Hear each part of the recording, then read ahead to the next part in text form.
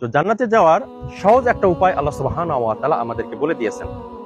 আল্লাহ সুবহানাহু ওয়া তাআলা বলেছেন, ইয়া আইয়ুহাল্লাযীনা আমানু হাল আদুল্লুকুম আলা তিজারাতিন তুনজিকুম মিন আযাবিন আলীম।